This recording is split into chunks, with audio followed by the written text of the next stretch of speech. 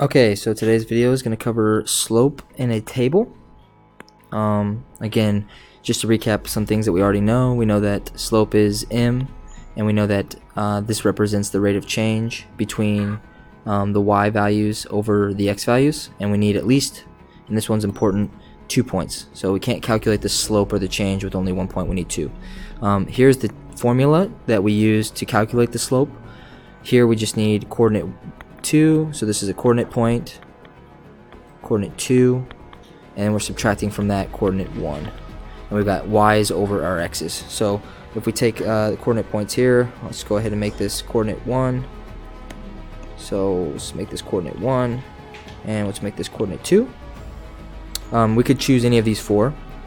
So coordinate 2, the y value would be 2, so we've got 2 minus the first coordinate, so the first coordinate here would be -10, so 2 minus -10 over the coordinate 2 for the x value would be 17. I'm going to go ahead and circle it. So we have 17, and we're subtracting from that a positive 15, so 17 minus 15, and we just do the math. So we've got a double negative here, becomes a plus, so we got 2 plus 10, which is 12. 12 over 17 minus 15 is 2, and then we can divide 12 by 2. That simplifies to 6 over 1, which is the same thing as 6. So let's go ahead and see if 6 is correct. And punch it in, check, and that's correct. The second example I'm going to go ahead and show you with Desmos. Desmos, pretty much the first step would be to add the table, transfer the values in the table into Desmos, so -7, -6.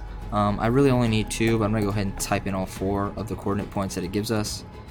Corresponding is 9, 13, -6 goes with 17, and -7 goes with 21. And then I'm going to link that to the equation that we've used before, so y1 squiggly mx1 plus b. Just FYI, if these were 2's up here, let's change these to 2's. Then we'd have to change these numbers down here for the y's and the x's to 2's to sync it up, just like that. So that's why we have the subscripts to match it up with the table. So here we have the line, and then I'm just looking at the slope, which is the m value, in this case -4. Okay, just want to do a couple more just to show you exactly what's going on. So we only need 2 values, so we can choose any of these 2 coordinate points. So I'm going to use 3 and -6. I'm making sure that I put the x number in the x column and the y number in the y column. And then let's go ahead and use -1 and 10. And then we look down here in the slope, where the m value is -4, and that makes sense because when we look at this line, we can see that it's a negative line. And then if we were to count out the rise and the run, it would give us -4 over 1. So we can type -4 or -4 over 1. I think either of these would be appropriate. Looks like we need to simplify it a little bit more, so I guess we can't type in -4 over 1, just -4. And let's do one final one, just to lock it in. Let's just lock it in.